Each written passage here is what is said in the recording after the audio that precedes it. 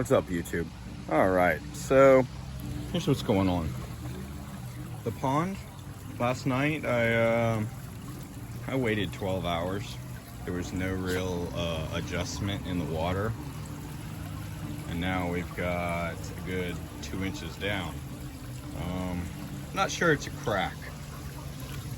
It might just be on my water running back over here. You can see my splash.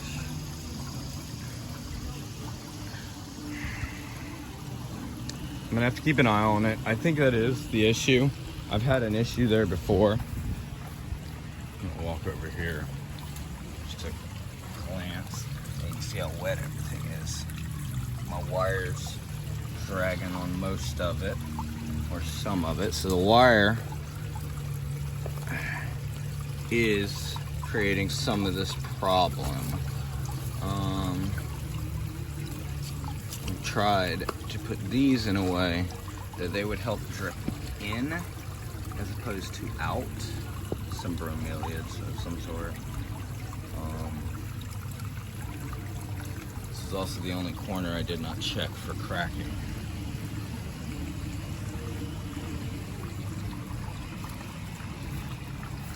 So all these things are doing really, really well. I just planted this guy. I don't know if he's gonna grow. Little thing right here. It's a pencil plant. Other succulents are doing well out here, but the pencil plant I think is gonna die.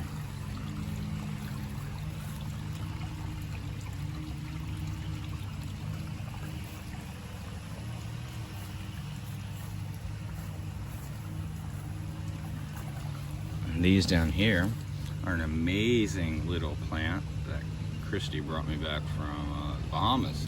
It's essentially going to be like these, but it'll have purple and white striped flowers. And I got those two there. I'll put the two here. And they'll split and I'll move them around. So it'll be purple, white kind of mix. Alright, well, I've got work. Like in the next 15 minutes, I've got to leave for work. Kids are out here doing their thing. So I guess we'll approach this situation later. We'll look at it closer again.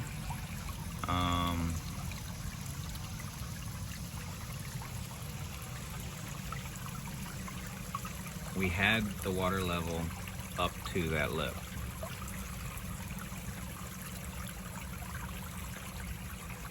So we'll check it out tonight and see what has happened. And I'll give you guys a quick little update. I'll start trying to give y'all some quick small updates along the way in between my larger videos. You can always scroll through the larger videos and find the good parts, but they're hidden.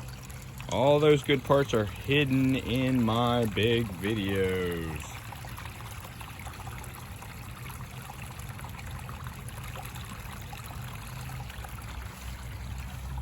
All right, guys.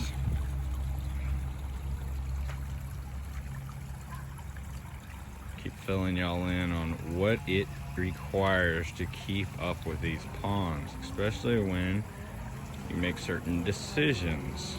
Probably going to extend the reach of the sump with a connector coupling in a longer tube, and then I'll just extend it out of the water more, help it not splash so much. Oh, and last night also, when I put everything back in, when the snails came out, gave us the babies. More eggs, I mean. The water level was touching that, and snails were eating it. A little, what is it, Malaysian trumpet snail or some crap? I don't know. Anyway.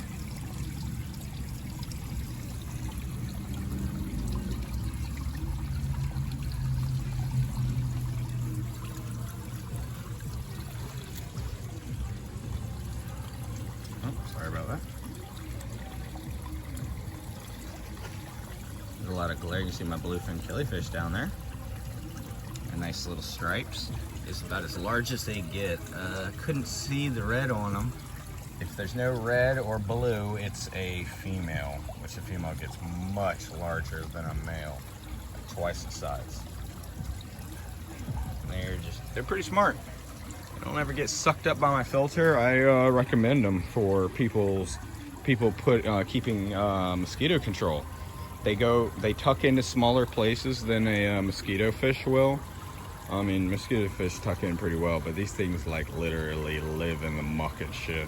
I've not had any issues with ick, where every other fish I've ever owned has been susceptible to ick. Bluefin killifish do not appear to be. They might be carriers, but they don't seem to be like affected by it through stress.